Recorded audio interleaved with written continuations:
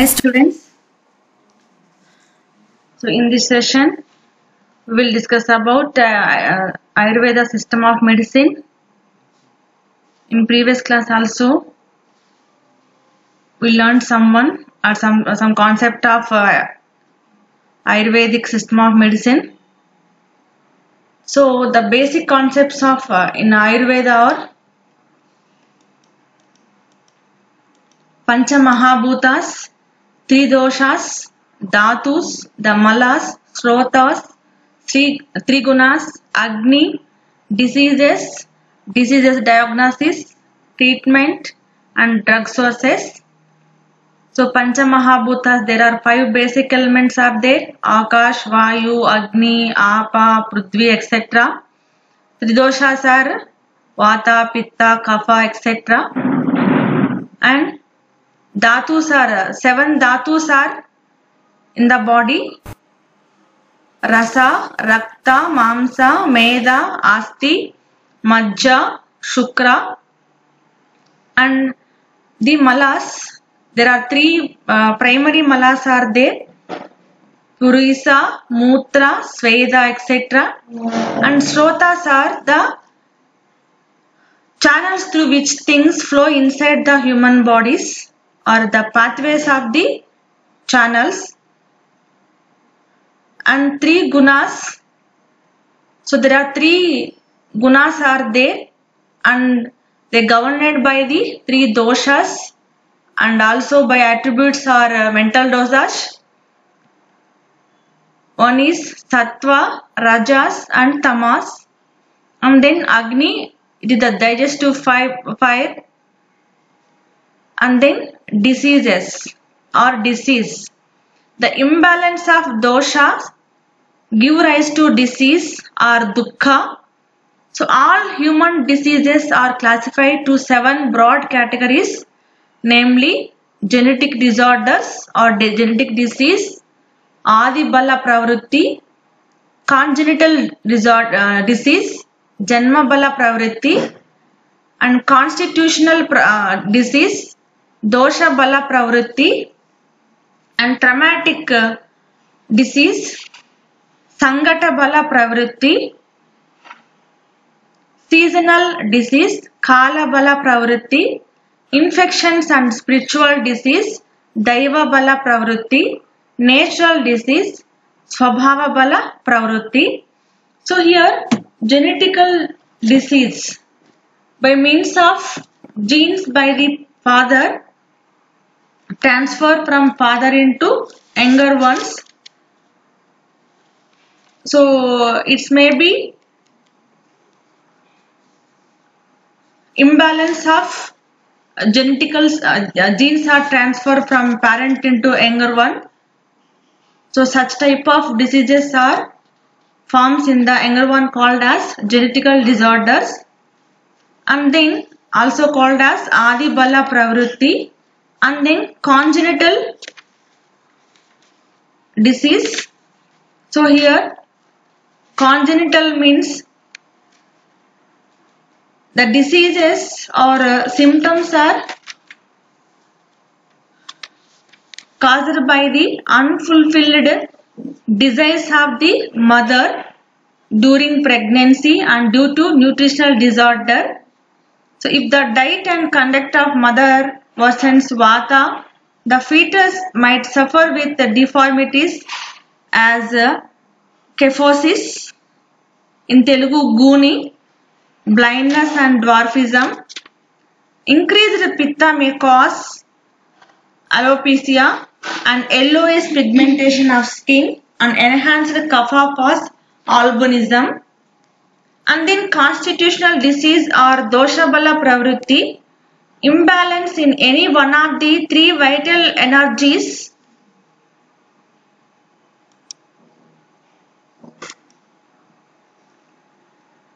Tridoshas, Vata, Pitta, Kapha, etc.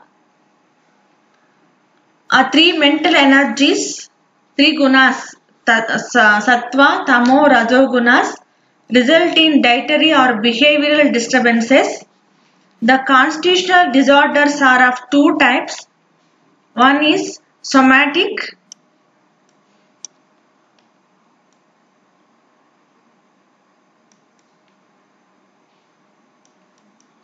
somatic disorder and psychic disorder.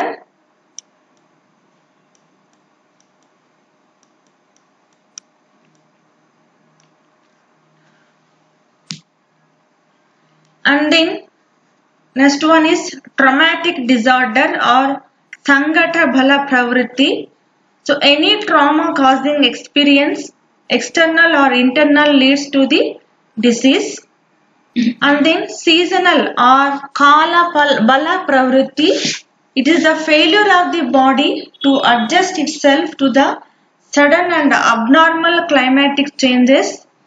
Extreme cold causes frostbite and rheumatic diseases, and extreme heat may cause sunstroke or fever. And then infections and spiritual diseases or Daiva Bala Pravritti.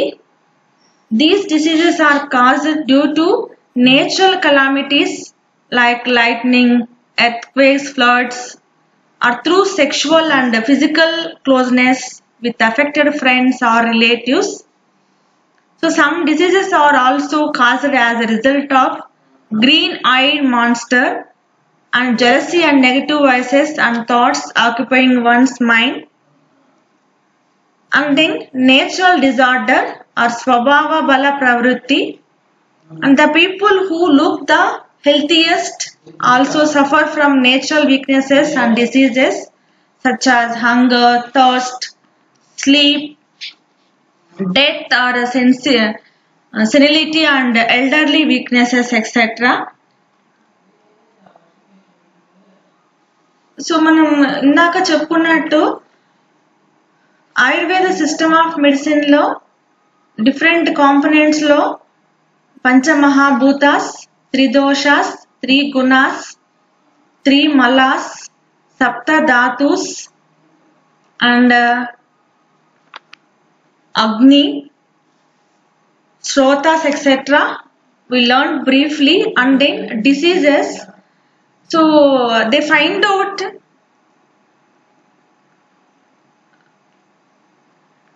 several types of diseases based on the doshas, by means 3 doshas. So here genetical disorders లేదా జన్యుపరమైనటువంటి వ్యాధులు, congenital disease లేదా పుట్టుకతో వచ్చే వ్యాధులు, constitutional disease దేహతత్వ వ్యాధులు, traumatic disease బాధాకరమైన వ్యాధులు, seasonal disease ఋతు సంబంధ వ్యాధులు, ఇన్ఫెక్షన్స్ అండ్ స్పిరిచువల్ డిసీజెస్ అంటు వ్యాధులు లేదా దైవ సంబంధ వ్యాధులు, నేచురల్ డిసీజెస్ ప్రకృతి సిద్ధమైనటువంటి వ్యాధులు. ముఖ్యంగా జెనెటికల్ డిసీజెస్, సో తండ్రి నుంచి సంక్రమించేటటువంటి జన్యు లోపాల వల్ల సంక్రమించేటటువంటి వ్యాధులను ఏమంటామంటే జెనెటికల్ డిసీజ్ లేదా జన్యుపరమైనటువంటి వ్యాధులు అంటాం. సో ముఖ్యంగా వీటిల్లో సో స్కిన్ డిసీజెస్ చర్మ వ్యాధులు, డయాబెటీస్,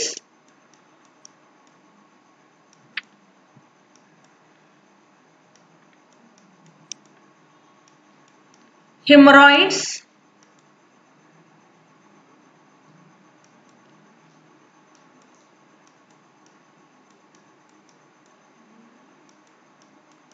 tuberculosis, asthma,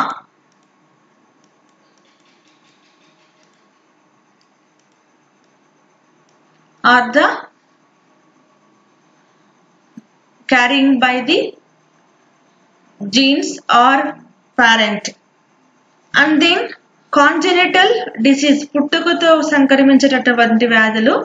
సో తల్లి గర్భంలో ఉన్నప్పుడు తల్లికి తీరని కోరికల వల్ల పౌష్టికాహార లోపం వల్ల కలిగేటటువంటి వ్యాధులను ఏమంటామంటే కాంజెనిటల్ డిసీజెస్ అంటాము.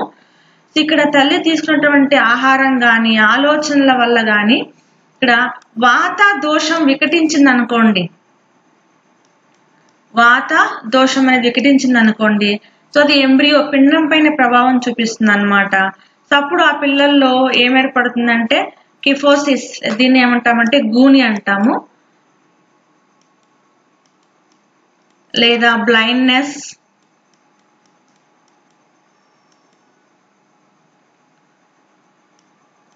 డ్వార్ఫిజం,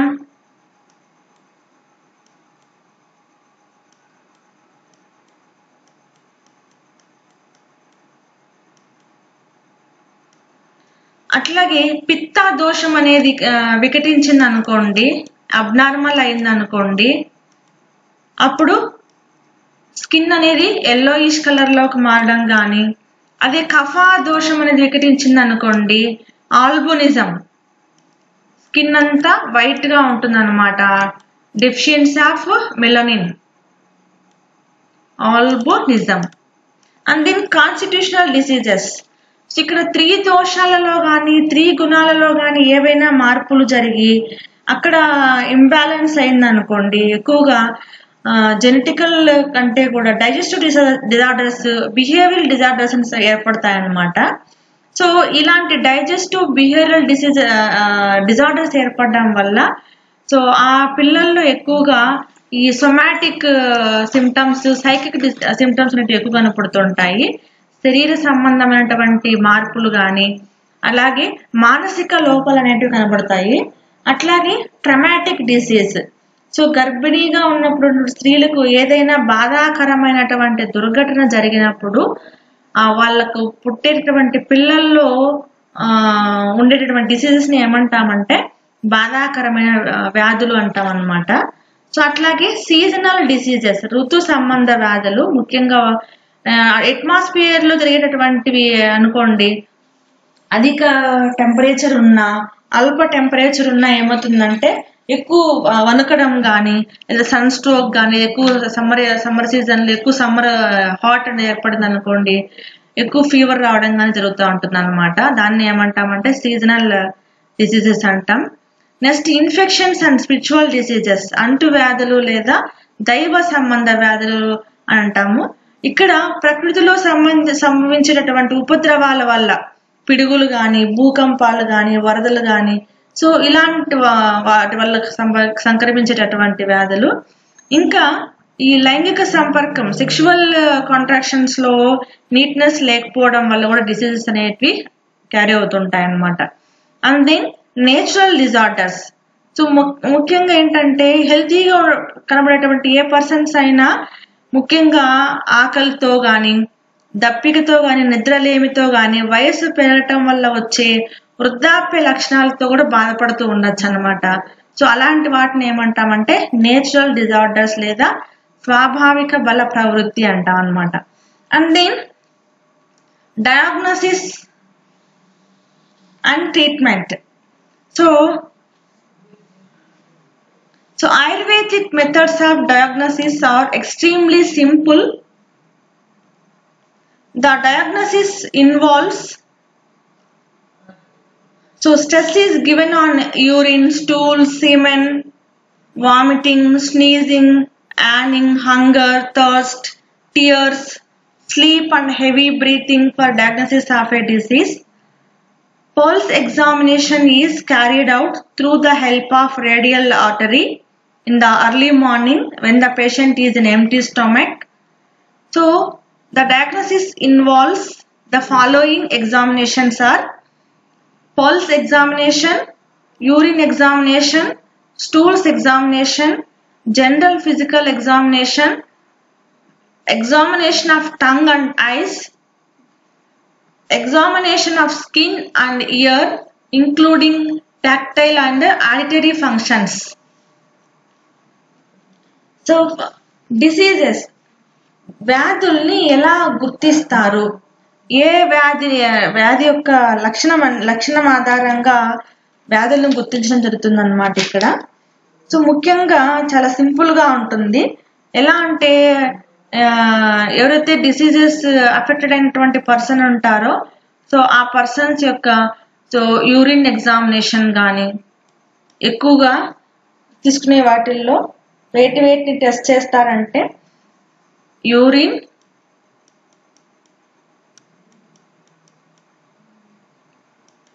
స్టూల్ మలం,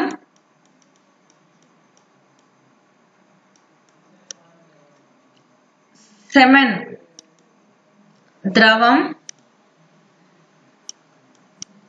వామిటింగ్,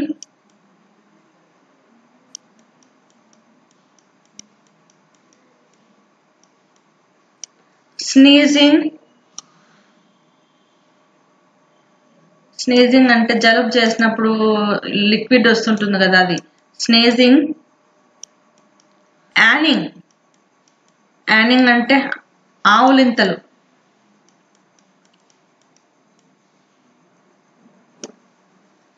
టియర్స్ కన్నీరు.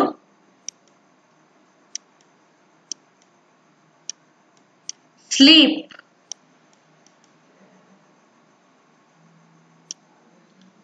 and breathing. Sleep and heavy breathing.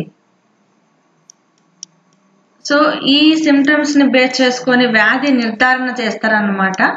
So దీంట్లో మెయిన్ గా పల్స్ ఎగ్జామినేషన్. సో ఇక్కడ పల్స్ అంటే నాడీ పరీక్ష ద్వారా. అట్లాగే ఈ నాడీ పరీక్షని ఎలా చేస్తారంటే సో బాడీలో జరిగేటువంటి మూమెంట్స్ వాత పిత్త కఫ ద్రవాల యొక్క మూమెంట్స్ ని బట్టి ఇది టెస్ట్ చేస్తారన్నమాట. సో యూరిన్ యొక్క కలర్ ని బట్టి ఇక్కడ యూరిన్ టెస్ట్ చేస్తారు, ఈవెన్ స్టూల్ కూడా. ఇంకొంత ఫిజికల్ ఎగ్జామినేషన్ అంటే ఇక్కడ ఐస్ ని బట్టి, తర్వాత ఆ పర్సన్ యొక్క మూమెంట్స్ ని బట్టి, అట్లాగే టంగ్ అండ్ ఐస్ సో నాలుక యొక్క రంగును బట్టి కూడా ఇక్కడ వ్యాధిని నిర్ధారిస్తారు. ఇంకా స్కిన్, సో స్కిన్ అనేది అది పేల్ గా మారిందా లేదంటే డ్రైగా ఉందా దాన్ని బట్టి అన్నమాట. So next year. ఇయర్ అంటే ఇక్కడ ముఖ్యంగా చెవి దగ్గర కొంచెం సౌండ్స్ ఇవ్వడం ద్వారా వ్యాధిని నిర్ధారిస్తారనమాట. సో అలాగా వ్యాధిని నిర్ధారించిన తర్వాత సో ట్రీట్మెంట్ అనేది ఎలా ఉంటుందో ఆయుర్వేద సిస్టమాటిక్ మెడిసిన్ లో చూద్దాం ఒకసారి. So treatment of disease in Ayurveda is accomplished by any one of the following methods. So here shamana therapy, shodhana therapy, surgical therapy and diet. So first one is Shamana therapy. So the process by which the vitiated dosha or humor subsides or returns to the normal without creating imbalance of other doshas is known as Shamana. The administration of carminatives, pachana, digestive deepana, the creation of hunger or thirst, exercise, exposure to sun, etc. come under the Shamana therapy. And then Shodhana therapy, emesis and purgation, enemas and bloodletting come under Shodhana therapy. They are also called as Panchakarma.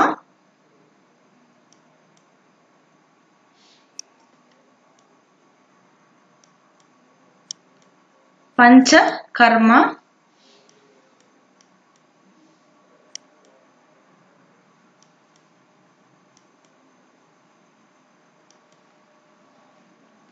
And surgical therapy. Surgical treatment is advocated for those diseases which are not curable by medical treatment or in case where surgical treatment may provide immediate relief. And then diet. Ayurveda lays emphasis on regulation of diet and other regimes as part of the treatment. So ఇక్కడ చికిత్స నివట్లో ముఖ్యంగా ఇక్కడ 4 రకాల పద్ధతులు ఉన్నాయి. శమన పద్ధతి లేదా శమన వైద్యము, శోధన థెరపీ లేదా శోధన వైద్యము, సర్జికల్ చికిత్సా విధానము లేదా శస్త్రచికిత్స, డైట్ పథ్యం అంటాము. ఇప్పుడు శమన థెరపీ అంటే ముఖ్యంగా ఇది 3 దోషాలను సమతుల్యంలోకి తీసుకురావడానికి ఉపయోగపడుతుంది అన్నమాట. ముఖ్యంగా ఏంటంటే హంగర్, బాగా ఆకలిని కలిగించడం, ఆకలి కలిగించేంత వరకు ఫుడ్ ని ప్రొవైడ్ చేయరన్నమాట, ఆకలి అయ్యేంత వరకు. అలాగే థర్స్ట్, దప్పికని కలిగించడం,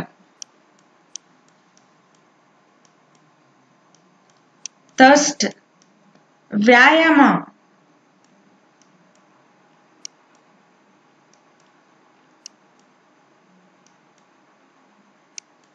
వ్యాయామ అండ్ మారుత సూర్య స్నానాన్ని అంటాము, సూర్య స్నానాలు. ఇంకా ఈ డైజెస్టివ్ మెటబాలిక్ యాక్టివిటీని పెంచడానికి కూడా ఇక్కడ వీళ్ళు ట్రీట్మెంట్ ఇస్తారు. ఇంకా ఏంటంటే మెయిన్ గా ఫిజికల్ గా శరీరానికి ఉపశమనం కలిగించడానికి చేసేటటువంటి వాటిల్లో మెయిన్ అన్నమాట. బాగా ఆకలి వచ్చేంత వరకు ఫుడ్ ని తీసుకోకుండా ఉండడము, అలాగే బాగా దప్పికేసేంత వరకు వాటర్ని తీసుకోకుండా అట్లాగే ఉంచడం అన్నమాట, పథ్యం ఆ రకంగా. ఇంకా ఏంటంటే వ్యాయామం, ఎక్కువ చెమట రిలీజ్ అయ్యేటట్లుగా హార్డ్ వర్క్ చేయడము. సో ఇవన్నీ చేయడం ద్వారా చేసేటటువంటి ట్రీట్మెంట్ ని ఏమంటున్నామంటే శమన థెరపీ అంటాము. తర్వాత శోధన థెరపీ. ఇక్కడ ఏంటంటే ముఖ్యంగా సో ఇలాంటి వామిటింగ్స్ కానీ లేదంటే మోషన్స్ కానీ ఎనిమాస్ కానీ చేయడం వల్ల సో బాడీలో పేరుకుపోయినటువంటి టాక్సిన్స్ ని బయటకు రిలీజ్ చేయడం ద్వారా చేసేటటువంటి థెరపీని ఏమంటామంటే శోధన థెరపీ అంటాం. సో ఇక్కడ ఏంటంటే ముఖ్యంగా ఇలాంటి టాక్సిన్స్ అనేటివి బయటకు పంపించే విధానాన్ని మనం ఏమంటామంటే పంచకర్మ అంటాము. అలాంటి ట్రీట్మెంట్ ని ఏమంటామంటే శోధన థెరపీ అంటాం. సో ఇంకా శమన థెరపీ, శోధన థెరపీతో వీలు కానటువంటి బాడీ ట్రీట్మెంట్ ని ఏమంటామంటే సర్జికల్ థెరపీ అంటాము. మందుల ద్వారా నివారించలేనటువంటి వ్యాధుల్ని సర్జికల్ థెరపీ ద్వారా చేస్తారు. సో నెక్స్ట్ డైట్ తీసుకున్నట్టయితే ఇక్కడ ముఖ్యంగా ఆయుర్వేదం అనేది పథ్య అపథ్యాలని నిర్దేశిస్తుంది అన్నమాట, కంపల్సరీగా అవి యూజ్ చేసేటువంటి మెడిసిన్ బేస్ చేసుకొని. సో తర్వాత తీసుకున్నట్టయితే డ్రగ్ సోర్సెస్, ఎలాంటి మెడిసిన్ ని యూజ్ చేస్తారు. So ayurvedic medicine makes use of vegetables, animal and mineral sources. Ayurvedic formulations are classified as follows: solid form churna, pills, nasyam; viscous liquids ointments and pastes; aqueous liquids kashaya, swarasa, milk decoction; oily liquids medicated oils, medicated clarified butter, emulsion, etc.; spirits tincture, ferment, sura, etc.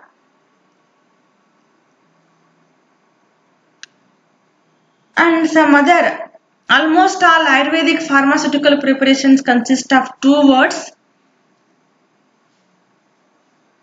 the disease for which the preparation is used and the property of the preparation, the drug constituent, the name of some good or saint. The second word always indicates the type of preparation. So for example,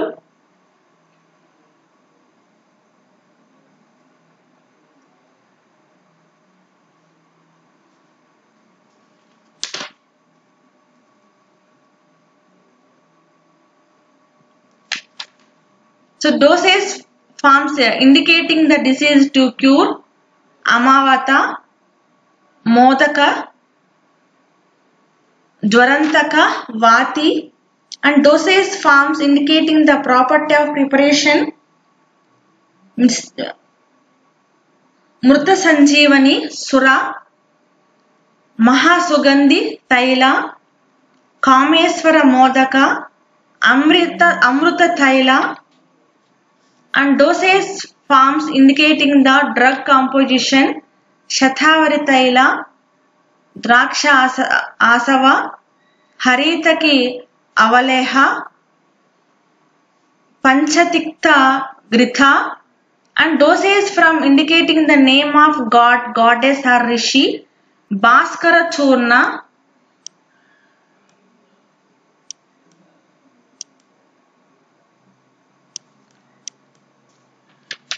Bhaskara Churna,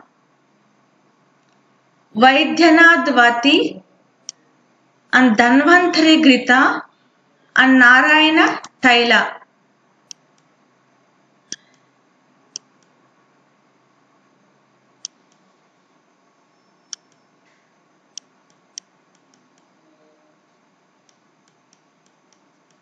so ముఖ్యంగా ఇక్కడ వాళ్ళు ఇచ్చేటువంటి drugs sources తీసుకున్నప్పుడు main గా ఏంటంటే ఇక్కడ ఆకుకూరల నుంచి, కాయగూరల నుంచి, అనిమల్ పార్ట్స్ నుంచి, ప్లాంట్స్ నుంచి గెట్ చేసినటువంటివి ఎక్కువ యూజ్ చేస్తారు. ఇంకొన్ని మినరల్స్, ఖనిజాల నుంచి కూడా యూజ్ చేస్తారు. ముఖ్యంగా ఈ మెడిసినల్ ప్లాంట్స్ నుంచి గెట్ చేసినటువంటి ఆ ప్లాంట్ పార్ట్ ని ఇది చూర్నాస్ గా కానీ లేదంటే పౌడర్స్ గా కానీ ప్రిపేర్ చేస్తారన్నమాట. సో దీంట్లో సాలిడ్ ఫామ్, ఘన రూపంలో తయారు చేసే వాటిల్లో ఏంటంటే చూర్ణం కానీ, ఇలాంటి పిల్స్ లేదా గోళీలు కానీ, నస్యం, స్నఫ్ అంటాము, ఇలా తయారు చేసి యూజ్ చేస్తారన్నమాట. నెక్స్ట్ విస్కస్ లిక్విడ్స్, సో బంక రూపంలో ఉండేటువంటివి అనమాట, కొంచెం జిగటగా ఉండేటివి. అంటే ఆయింట్మెంట్స్ అండ్ పేస్ట్ రూపంలో, ఆయింట్మెంట్స్ అండ్ పేస్ట్ కానీ, సాఫ్ట్ ఎక్స్ట్రాక్ట్స్ కానీ ప్రిపేర్ చేస్తారు. నెక్స్ట్ ఆక్వేస్ లిక్విడ్స్, జలద్రవాల్లో, సో ఎక్స్ట్రాక్ట్ గా కానీ జ్యూస్ గా కానీ ప్రిపేర్ చేస్తారు. కాష్య, స్వరస, మిల్క్ డికాషన్ ఇలాగా. సో ఆయిలీ లిక్విడ్స్, తైల ద్రవాల్లాగా మెడికేటెడ్ ఆయిల్స్ కానీ, మెడికేటెడ్ క్లారిఫైడ్ బటర్ కానీ ఇలాగే ప్రిపేర్ చేస్తారు. ఇంకొన్ని స్పిరిట్స్, టింక్చర్ కానీ, ఫర్మెంట్, వైన్స్ రూపంలో ప్రిపేర్ చేస్తారు అన్నమాట. అట్లాగే సో అన్ని రకాల ఆయుర్వేద మందులకి 2 పదాలు గల పేర్లు ఉంటాయి. సో వాటిలో మొదటి పదం అనేది ఆ వ్యాధిని కానీ లేదంటే ఆ మందు యొక్క మెడిసినల్ క్యారెక్టర్ బట్టి తెలియజేస్తుంది అన్నమాట. సో రెండవ పదము దేవుని పేరు కానీ లేదా ఋషి పేరు కానీ తెలియజేస్తుంది. ఇక్కడ ఏంటంటే మృత సంజీవని సుర,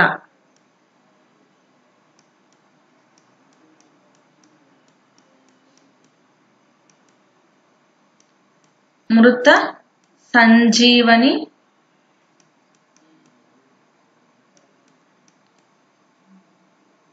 సుర. ఇక్కడ మృత సంజీవని అనేది ప్లాంట్ పేరు, సుర అనేది ఆ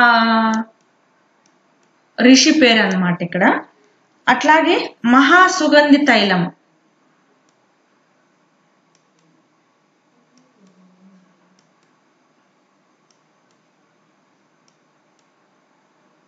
మహా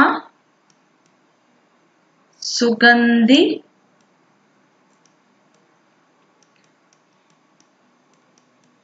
తైలం,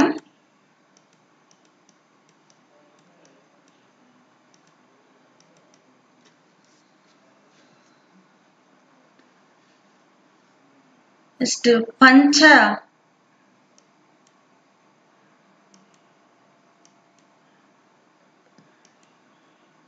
పంచతిక్త ఘృతం,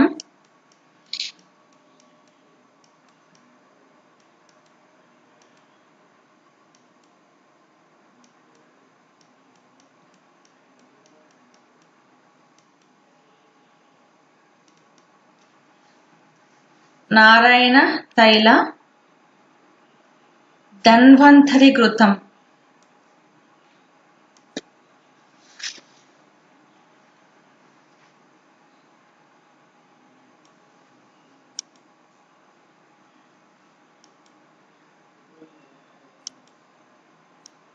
ధన్వంతరి ఘృతం,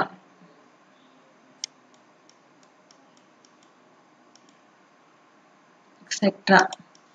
సో ఇది ఏంటంటే ఆయుర్వేదిక్ సిస్టమ్ ఆఫ్ మెడిసిన్.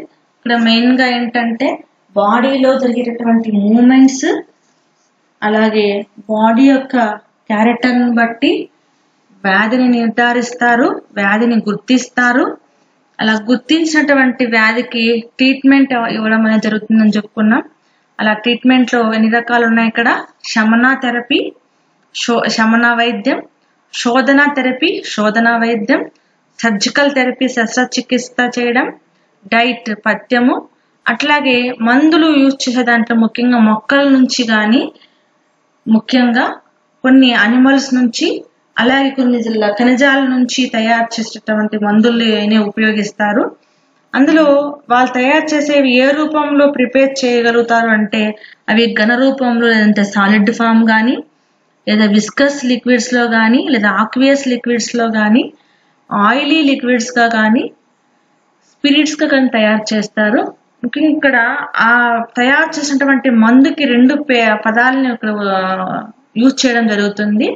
ఒకటి ఏంటంటే ఆ ప్లాంట్ యొక్క ఏ ప్లాంట్ పార్ట్ లేదంటే ఏ అనిమల్ ని యూజ్ చేసి లేదంటే ఏ టైప్ ఆఫ్ మినరల్ యూజ్ చేసి ఆ మెడిసిన్ ప్రిపేర్ చేయగలిగారో అది మొదటి పదంగా, ఎవరైతే తయారు చేయబడ్డారో అక్కడ ఆ శాస్త్రవేత్త గాని ఆ ఋషి పేరు గాని ఆ దేవుడి పేరు గాని చివరన చేర్చడం జరుగుతుంది అన్నమాట.